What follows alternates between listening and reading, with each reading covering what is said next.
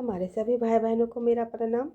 पंडित श्री राम शर्माचार्य जी द्वारा लिखित गायत्री महाविज्ञान का प्रथम भाग। भूमिका। गायत्री वह देवी शक्ति है जिससे संबंध स्थापित करके मनुष्य अपने जीवन विकास के मार्ग में बड़ी सहायता प्राप्त कर सकता है। परमात्मा की अनेक शक्तियाँ हैं जिनके कार्य और गुण पृथक पृथक हैं। उन शक्तियों में गायत्री का स्थान बहुत ही महत्वपूर्ण है। यह मनुष्य को सद्बुद्धि की प्रेरणा देती है। गायत्री से आत्म संबंध करने वाले मनुष्य में निरंतर एक ऐसी सूक्ष्म एवं चैतन्य विद्युत धारा संचरण करने लगती है जो प्रधानतः मन, बुद्धि, चित्त और अंतःकरण पर अपना प्रभाव डालती है।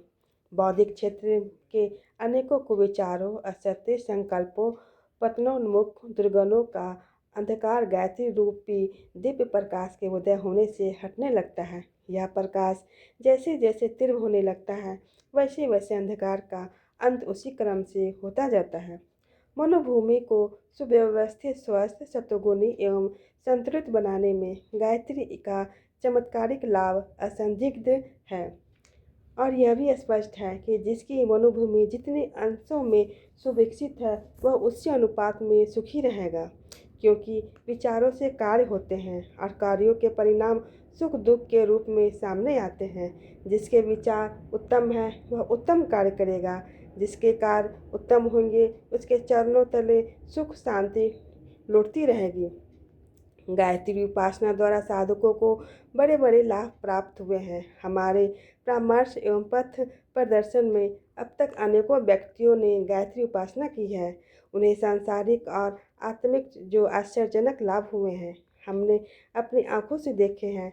इसका कारण यही है कि उन्हें देवी वरदान के रूप में सद्बुद्धि प्राप्त होती है और उसके प्रकाश में उन सब दुर्बलताओं, उलझनों, कठिनाइयों का हल निकल आता है जो मनुष्य को दीन, हीन, दुखी, दारिद्र्य, चिंता, आतुर एवं कुमारगामी बनाती है।